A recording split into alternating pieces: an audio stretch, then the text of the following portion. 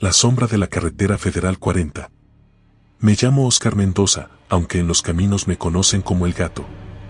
Llevo más de 25 años surcando las carreteras de México al volante de mi tráiler, un viejo Freightliner al que le he sacado más de 2 millones de kilómetros. He visto de todo en estos caminos, accidentes sangrientos, asaltos, cosas que ni los más viejos traileros se atreven a contar junto al café humeante de las fondas.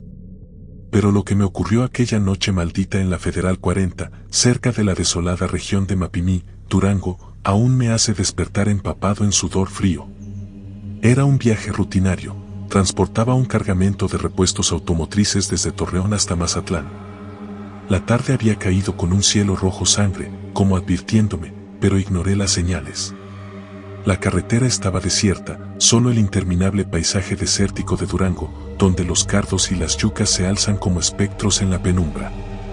El termómetro de la cabina marcaba 12 grados centígrados cuando el primer escalofrío me recorrió la espalda. No era el frío. Era esa sensación visceral, esa certeza animal de que algo no estaba bien. Fue entonces cuando la vi. Entre las sombras alargadas del ocaso, una figura se recortaba junto a la cuneta. Una mujer, vestida con un vestido blanco raído que ondeaba como un estandarte fantasmal en el viento del desierto. Su brazo extendido, el pulgar hacia arriba, era tan pálido que casi brillaba bajo la luz mortecina de los faroles. Algo en su postura me heló la sangre. No se movía como debería. Era como si sus articulaciones funcionaran mal, como una marioneta con los hilos demasiado tensos. Pero lo más inquietante eran sus ojos. Aún desde la distancia, podía sentir su mirada fija, hambrienta, siguiendo cada centímetro de mi camión. Ni loco me detengo, murmuré para mí mismo, apretando el volante hasta que los nudillos se me pusieron blancos. Pero cuando estaba a punto de pasarla de largo, su boca se abrió en un grito silencioso. No lo oí, pero lo sentí, como un arañazo en el cerebro. Mis manos giraron el volante por voluntad propia. El tráiler chirrió al detenerse 100 metros más adelante. No sé por qué lo hice. Desde el retrovisor la vi avanzar. No caminaba. Se deslizaba, como si sus pies no tocaran el suelo. Cada paso era antinatural, demasiado largo, demasiado fluido. El viento llevó un olor a tierra mojada y carne podrida hasta mi cabina. La puerta del copiloto se abrió con un chirrido metálico. «Gracias, señor», dijo con una voz que no concordaba con su boca. Como si las palabras vinieran de muy lejos, de algún lugar bajo la tierra. Se llamaba Lucero, según me contó mientras acomodaba su vestido empapado en algo oscuro que no quise identificar. Decía venir de un pueblo cercano llamado La Fe, donde había tenido un accidente. En ese vestido, pensé, pero no dije nada. La conversación fue normal al principio. Hablamos de los caminos, del clima, de lo solitarias que pueden ser las carreteras de Durango después de la medianoche. Pero luego noté detalles, como sus dedos, largos y delgados como arañas, tamborileaban un ritmo extraño en el tablero. Como su cuello se torcía en ángulos imposibles cuando miraba por la ventana. Y como los espejos no reflejaban su rostro. «¿Vive cerca?», pregunté, tratando de mantener la voz estable.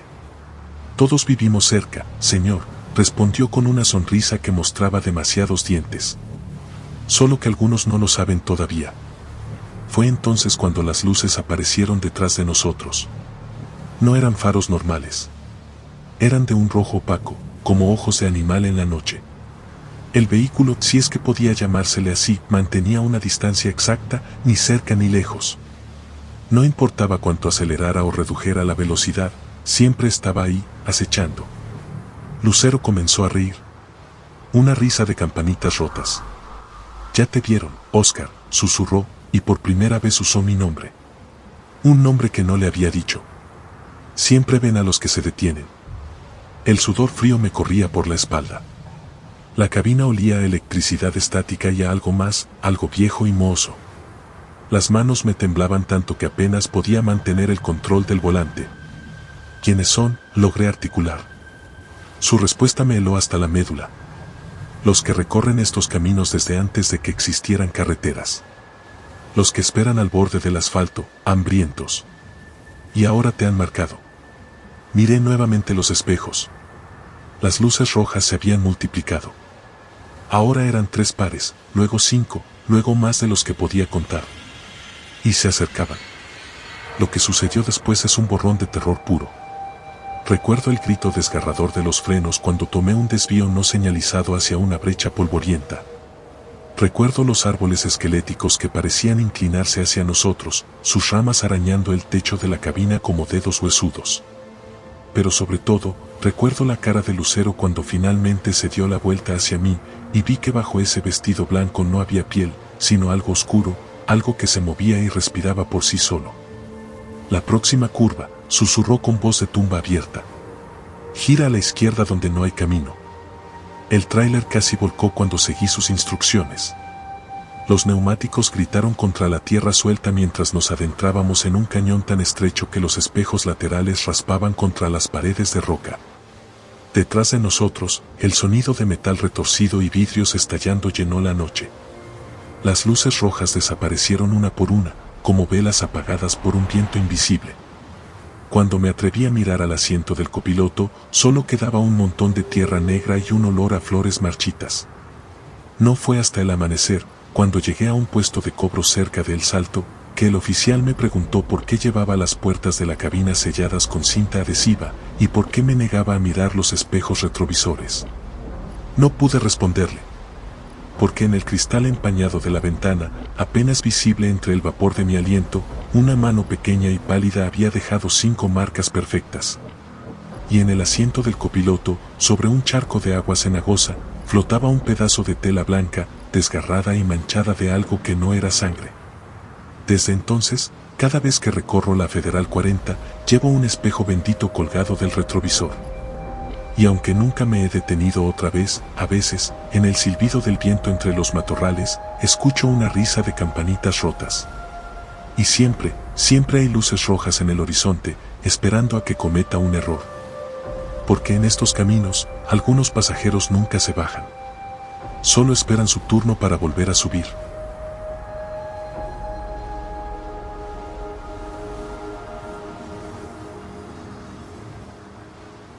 Historia del flaco, Ernesto Rivas. Me llamo Ernesto Rivas, pero en el camino todos me conocen como el flaco. Llevo más de 20 años manejando tráileres de un lado a otro del país, cruzando carreteras interminables, librando retenes, baches y la soledad del camino.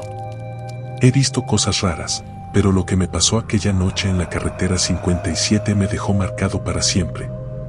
Todo empezó cuando acepté un viaje de última hora. Era una ruta sencilla, de Laredo a la Ciudad de México. La paga era buena, casi el doble de lo habitual, y el único requisito era que no me detuviera por nada hasta pasar Querétaro. A mí eso no me pareció raro. A veces los clientes tienen urgencia y pagan extra por rapidez. Cuando llegué al almacén en Nuevo Laredo, un tipo vestido con camisa blanca y lentes oscuros me entregó los papeles de la carga. No dijo mucho, solo que transportaba autopartes y que el remolque ya estaba sellado.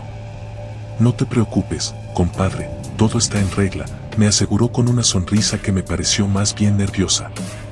No revisé más. Después de tantos años en esto, uno aprende a no hacer demasiadas preguntas. Me subí a la cabina, encendí el motor y arranqué.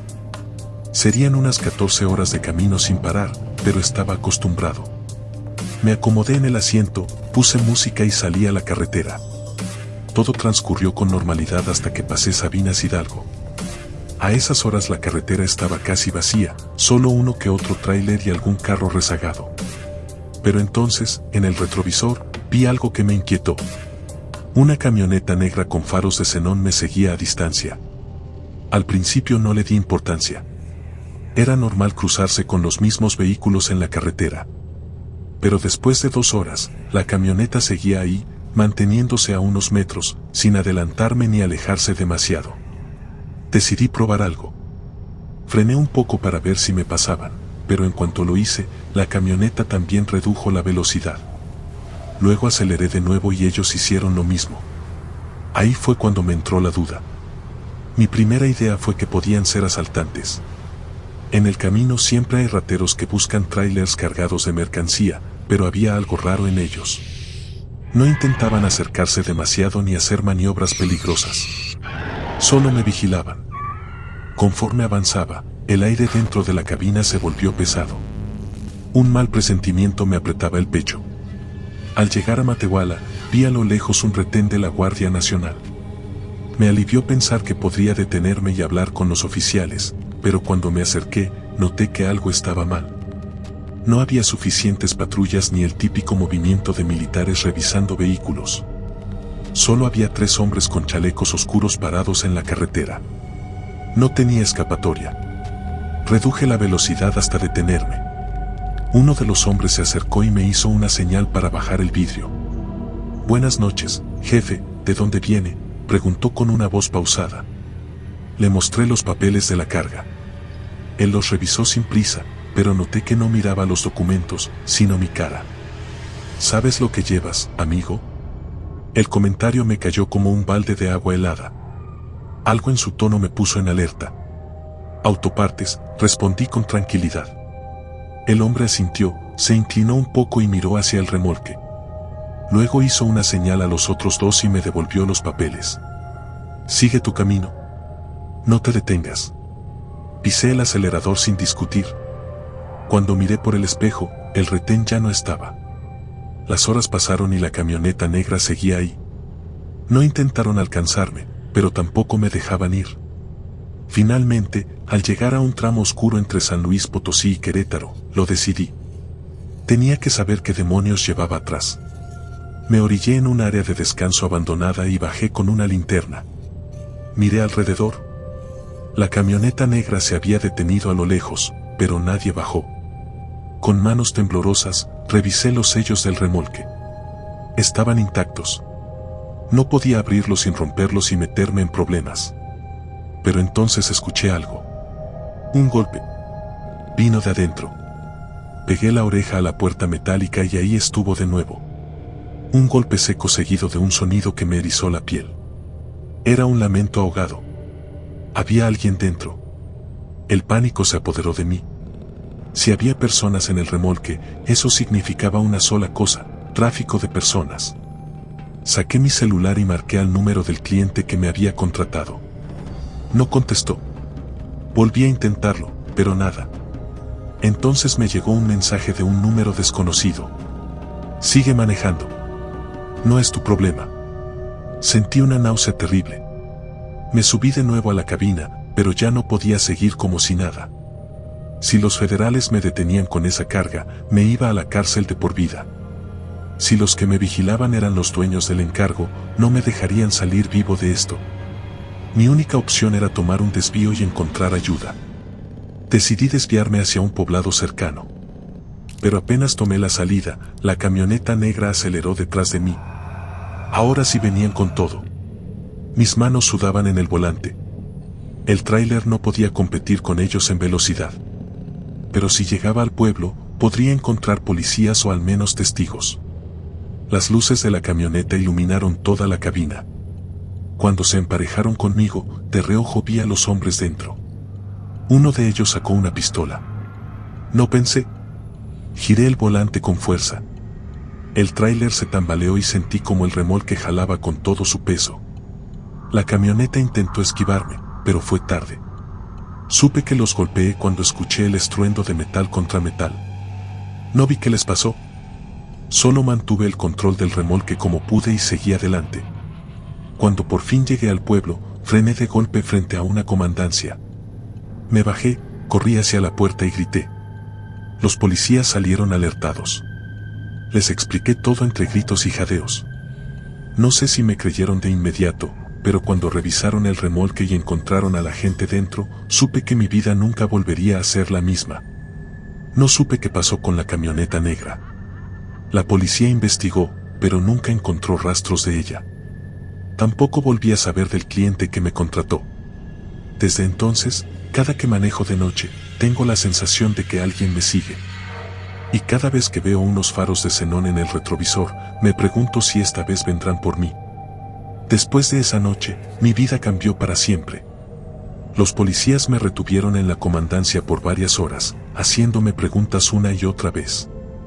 Yo repetía lo mismo, que no sabía qué llevaba en la caja, que solo era un chofer, que me contrataron para el viaje sin darme detalles. A pesar de que mi historia era creíble, me trataron con desconfianza. Luego llegaron agentes federales. Revisaron los sellos rotos del remolque, tomaron fotos y se llevaron a las personas que estaban dentro. Me obligaron a verlos mientras los bajaban uno por uno. Eran 7 en total, 2 niños, 3 mujeres, 2 hombres. Estaban en condiciones lamentables, deshidratados, asustados, con la mirada perdida. Uno de ellos apenas podía mantenerse de pie. «Tienes suerte de que esto no se haya convertido en una fosa», me dijo uno de los agentes con voz seca. Si hubiera seguido manejando, probablemente no llegaban vivos a su destino. Ese comentario me revolvió el estómago. A las pocas horas llegó un superior de la fiscalía. Me hizo preguntas más directas: quién me contrató, si tenía contacto con más personas, si había transportado cargas similares antes. Yo juré que no sabía nada, que solo había recibido la orden y seguido la ruta. Finalmente, después de casi 20 horas sin dormir, me dejaron ir, pero con una advertencia: alguien te va a buscar. Esto no se queda así. No me dijeron quién, pero yo ya lo sospechaba. No volví a ver mi tráiler. La empresa para la que trabajaba me dio de baja. Al día siguiente, cuando fui a reclamar, el dueño me dijo con una seriedad que nunca le había visto: tómalo como un favor. Si te quedas en esto, no vas a durar mucho. Ahí entendí que nadie quería meterse en problemas. No volví a Nuevo Laredo. Me quedé en San Luis Potosí un tiempo, consiguiendo trabajos menores, evitando rutas largas. Cambié de número de teléfono y dejé de usar redes sociales. Sentía que en cualquier momento esos tipos de la camioneta negra me iban a encontrar. Pasaron meses. Intenté seguir con mi vida, pero la paranoia no se iba. Cada vez que veía una camioneta oscura detrás de mí, mi corazón se aceleraba. Cada llamada desconocida me hacía pensar que alguien al otro lado del teléfono estaba esperando para darme un ultimátum. Un año después, cuando empecé a pensar que tal vez todo había quedado en el olvido, ocurrió algo que me confirmó lo contrario. Había conseguido un viaje corto de San Luis a Guanajuato, transportando electrodomésticos. No era nada sospechoso, todo en regla. En el camino, paré en una gasolinera cerca de Dolores Hidalgo para echar diésel. Era de noche. La estación estaba medio vacía, solo un par de coches y otro tráiler al fondo. Me bajé a pagar en efectivo y cuando regresé a la bomba, vi que un hombre estaba parado junto a mi cabina. No lo conocía, pero había algo en su postura que me puso en alerta. No hacía nada, solo me miraba con las manos en los bolsillos. Me acerqué con cautela. ¿Necesita algo?, pregunté con voz firme. El tipo sonrió, pero no de una forma amigable. Tranquilo, flaco, dijo. El corazón me dio un vuelco. No me gustó que supiera mi apodo. Bonito camión, continuó, dando un golpe leve con los nudillos a la carrocería. ¿Sigues viajando por las mismas rutas? No respondí. Sabía que no tenía sentido mentir. El hombre sacó un cigarro, lo encendió y dio una calada larga antes de hablar de nuevo. Lo que hiciste hace un año estuvo feo, pero tuviste suerte. Alguien de arriba decidió que no valías la pena. El aire a mi alrededor se sintió pesado. ¿Quién eres?, pregunté, aunque sabía que no iba a darme un nombre. El hombre soltó el humo y sonrió.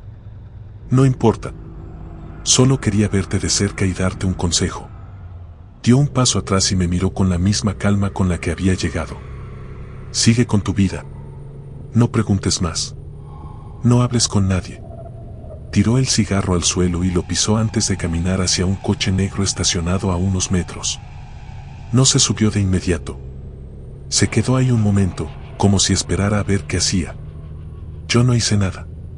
No me moví hasta que él se metió en el coche y arrancó. Esa fue la última vez que supe de ellos.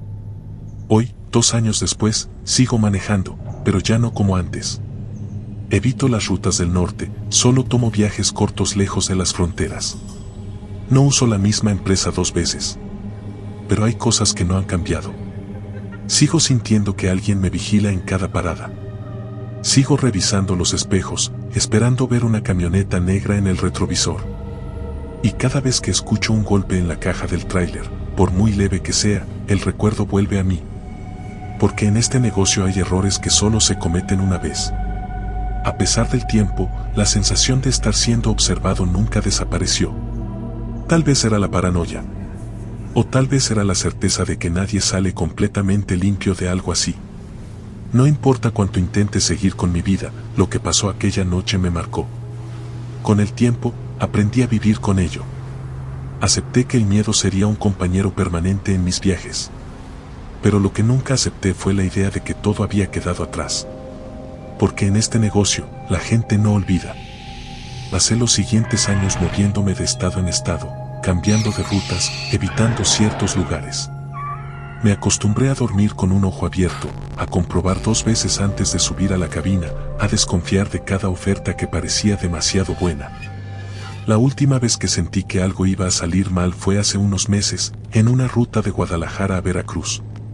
Me contrataron para llevar un cargamento de productos de limpieza, algo común, sin sellos sospechosos ni instrucciones extrañas. Pero en la carretera, justo antes de llegar a Córdoba, noté algo que me devolvió a aquella noche en la 57. Un coche negro me seguía. No era una camioneta como la de antes, pero el comportamiento era el mismo. Mantenía distancia, ni demasiado cerca ni demasiado lejos. Cada vez que paraba, ellos también lo hacían. No intentaban alcanzarme, solo me vigilaban. El sudor me empapó la espalda. No podía permitirme otro enfrentamiento. Esta vez, si me habían encontrado, no iba a tener la misma suerte. Tomé una decisión, desviarme hacia una zona urbana, meterme entre calles donde un tráiler llamaría demasiado la atención. Sabía que ahí no podrían seguirme sin ser notados. ¿Funcionó? Después de un par de maniobras difíciles, el coche dejó de aparecer en mis espejos. Seguí la ruta, pero sin poder sacudirme la sensación de que alguien quería recordarme que no estaba a salvo. Esa noche, al llegar al destino y entregar la carga, me quedé en un hotel de paso. No podía seguir manejando sin dormir. Apenas me acosté, mi celular sonó con un mensaje de un número desconocido. ¿Sigues vivo porque alguien quiere que así sea? No respondí. Solo me quedé viendo la pantalla, sintiendo como la sangre me martillaba en las sienes. No volví a recibir más mensajes, pero entendí lo que querían decirme. Pude haber sido un muerto más en la carretera, pero alguien en algún lugar decidió que no valía la pena matarme.